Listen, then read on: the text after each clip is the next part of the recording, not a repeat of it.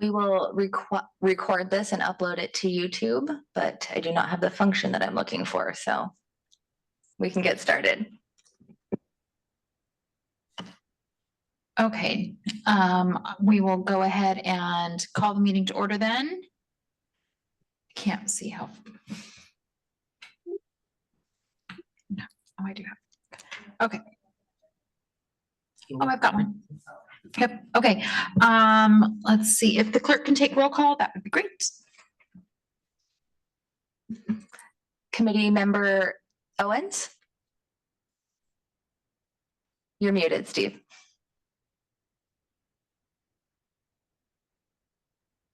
There we go. Hi. Sorry, somebody was poked their head in my office. Okay. Committee member Snell? Here. Council member Boyle? Present. We do have a quorum. Great. And did anybody submit a request for a public comment or anything at this time? No, ma'am. Great. So then at this time, do we have a motion to approve the consent agenda that includes the agenda for today's LTAC meeting, minutes from last November's meeting?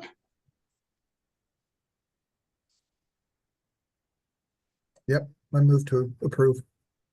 Okay, Steve. Am I allowed to second? I don't know. Venture to guess not. I don't Okay. think we should until we know. I'll second that. Then you gentlemen get all the action today. There we go. Okay, first and second. So let's see. So the first thing that we're going to review today is just the early estimates of our availability of funding for the 2025 lodging tax credits for grant funding for this year. Looks like based off of an estimate for the third and fourth quarters of the year and our year-to-date balance, we have a total of $96,523.29 will be our end of the year balance. We also have an additional $36,500 that will be deducted from that, as I believe is what is still expected to be paid out to this year's funded organizations and activities, with a remaining balance of $60,023.29. So of that, we always keep a remaining 20% reserve into the account, which leaves us approximately $48,018.63 for funding to be granted for the 2025 fiscal year. Does anybody have any questions? So the total reserve fund is always 20% of each year or each previous year? I think what we've done, I think it's 20% of what the estimated ending balance is. So if the ending balance for on December 31st of 2024 is the expected 60,000, we would keep roughly 12,000 of that being the 20%, so that we always have the 20% in there and we don't grant out the full amount of the budget. Okay. Does that help? Yeah, so I was wondering, does the reserve grow each year or it's just always at 20%? It's always at 20%. So for example, when we closed out 2024 last year or 2023 last year, we actually didn't deplete all of the dollars that we had for funding. We fully funded every request last year and still had some dollars that were not requested. And so those stayed in that balance. And that's why, for example, this year's year-to-date balance is higher than it would have been at this time last year. So we always just keep a reserve of 20% of the ending year balance, not 20 additional from each year. It's a rolling balance. Okay, thank you. Okay. Any other questions? Okay, so next thing that we'll look at, and I don't believe anybody from Fort Walla Walla is here with us, right? Online? Groover is with us. Well, Gosh, yeah. I'm so sorry. Okay, yeah, so I'm not thinking about his connection. I'm just thinking about him as a committee member. Okay. So Gruber, we have your guys's report for this last year's 2023 lodging funds. Dollars, do you want to report on that, or do you want the clerk to go ahead and cover that for you? Oh, yeah, I guess go ahead and I'll answer any questions if there are any, because I Okay. don't have it. And that's for last year, so we still have to, the museum still needs to submit for this year. For this Yeah. year. Yeah. So to go over it, I'm just going to Just read kind off. of review Sure. their report. Yeah. Okay, so we are looking at Exhibit 2. Looks as though they had 14,363 people through October 16th, based on a direct count, and almost or a little over 9,000 traveled 50 miles or more, and 4,200 traveled from another state. Wow. That's great. Yes, that actually is great. 4,000 people, a little over 4,000 people paid for lodging. And then here is a further breakdown of how they arrived at these estimates. Fort Walla Walla used these funds for what you're looking at here. Let's see. So it looks like LTAC dollars were used for operations, capital costs, and special events. Is that correct, River? Yeah, so for the program's payroll, basically the payroll of the Okay. program Okay, staff. perfect. Okay, do we have any questions? Steve, do you have any questions on their report from last year? I don't have any questions. No, thanks. Yeah, looks like the same thing we went over a year ago. So Yeah. looks good. Okay, and next item is City of College Place Freedom Festival report for the lodging tax funds from this summer. And clerk, do you want to go ahead and give us a quick review of how that went? Yes, ma'am. I will tell you guys what I know, that the city was awarded $14,000. Attendance was great. It appears to be growing, and an event that College Place really wants to be part of its brand and identity going forward. Sounds like they used a number of different advertising methods. Seemed like it worked out great, and created a beautiful vendor map. And we will continue to do this going forward. Great. And are there any questions from the committee on the city's Freedom Festival from this year? No question. None for me. All right, then we will get down to the agenda's action items. So we have kind of a timeline for the applications and getting everything submitted to the Union Bulletin and what that timeline looks like. So proposed timeline, if committee approves, is for applications to be available online as of September 16th, so next Monday. It looks like we're advertising in the Union Bulletin on the 26th of this month and the 10th of October, with applications being due back to the city no later than October 24th.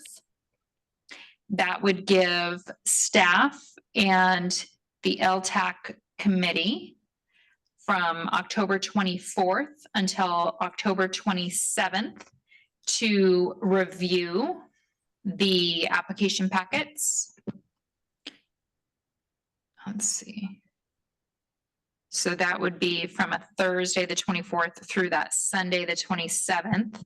And then we are currently scheduled on November 7th for this committee to meet again and review and recommend our funding awards. for the year. So reviewing those applications, building our recommendations so that the recommendations can be introduced to the city council on November 12th. And then action would actually be voted on by council with the budget vote on November 26th. That's pretty good. And I think that's pretty similar to last year's timeline as well.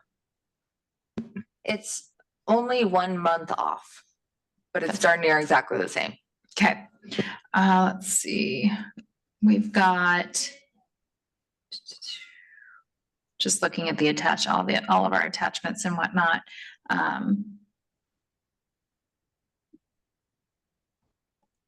Attached here, we have the request for proposals, verbiage and everything that'll go out to the UB and go onto the website. Let's see. And then can we go ahead and open the application itself? And let's just take a quick look and make sure we all, we'll need to make some edits on the application. Updating the year that they are due by, if we're doing the 24th, it's Thursday, October 24th, 2024.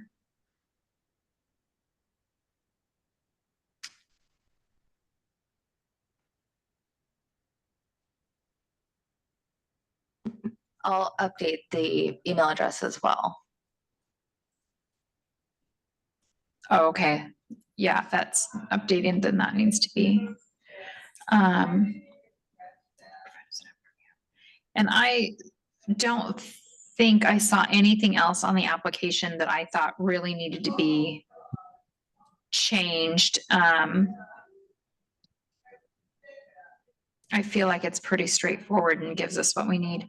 And so also on page 4, the year was actually not updated last year either. At the top of that, it actually still says 2022. So that needs to be Thursday, October 24th, 2024. And then again, that email address will need to be updated.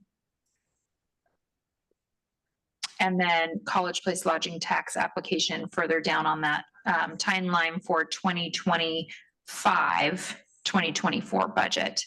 And then updating that timeline. Yes, ma'am.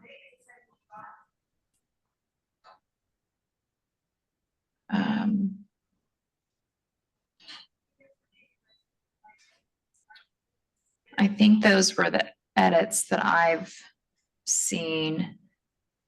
Did anybody else have any edits or comments or pieces that they thought should be changed on the application?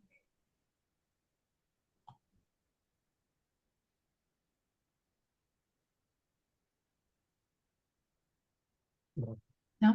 I don't have any. Okay. Do we have an emotion to approve the proposed timeline and the application with noted edits? One question on the timeline are before someone can apply for the next year, does the report for the current year need to be in? I think what we've done in the past is if the event or use of the funds is not until later in the year, we have not required that, but we've required that the report has to be received before any of the next year's funds can be distributed. So for example, if the fort had an expense that they were using funds for in November or December, they would not have to turn in the report, but they couldn't claim any expenses in 2025 until after we'd received that 2024 final report. Okay, that makes sense. Thank you. Yeah.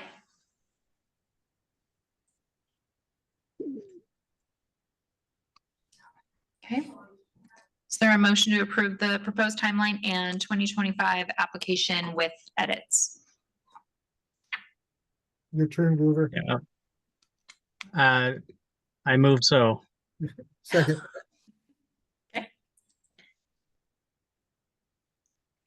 Do they have to, I was gonna say, I don't think we have to vote since the only two people that are allowed to vote are the first and the second. I might just say passed unanimously. Pass, yeah, and so the motion passes. I think that's the way we've done it in the past. Yeah. Let's see. And then the other thing that we have on the agenda is just the language for the proposals for the advertisement plan. So Gruber, I don't know if you're able to see the screen to see what's being I can. It's proposed. Okay, great. Yeah, I have to squint a little, but I can see it. Great, that way I'll give everybody a minute to peruse over it rather than just reading aloud to the group. So.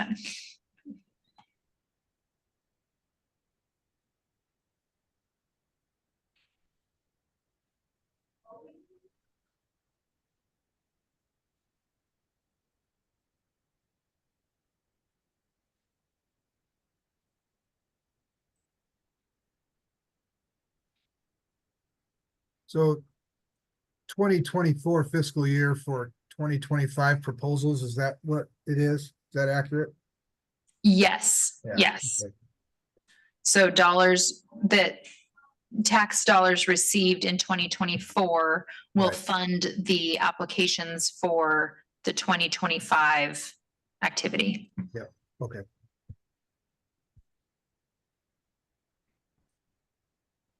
Okay. And then if anybody has any questions, please feel free to ask. Otherwise, if when you guys are finished, if you're pleased with the wording of it and feel okay, if somebody wants to make an motion to approve the proposed RFP advertisement locations and language, then you are welcome to do so.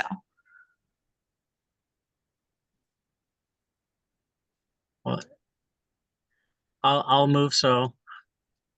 Second, Okay, and with that, the motion is passed unanimously.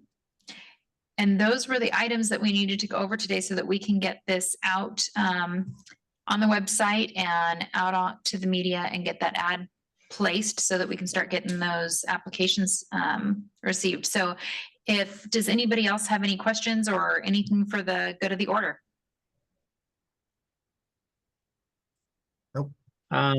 Well, thanks for letting me on the committee. Absolutely, we're thrilled to have you. And Fun at Roundup. I guess, well, oh, thank you. Yeah, I play in the Happy Canyon Pit Orchestra, so I'm down here every day and doing that. Oh, Pretty very fun. fun. cool. So good to see both of you, by the way. With that, do we have a too. motion to conclude the meeting? So moved. All right, Second. perfect. And with that, we are adjourned. Thank you, gentlemen. Thanks. Thank you. Bye.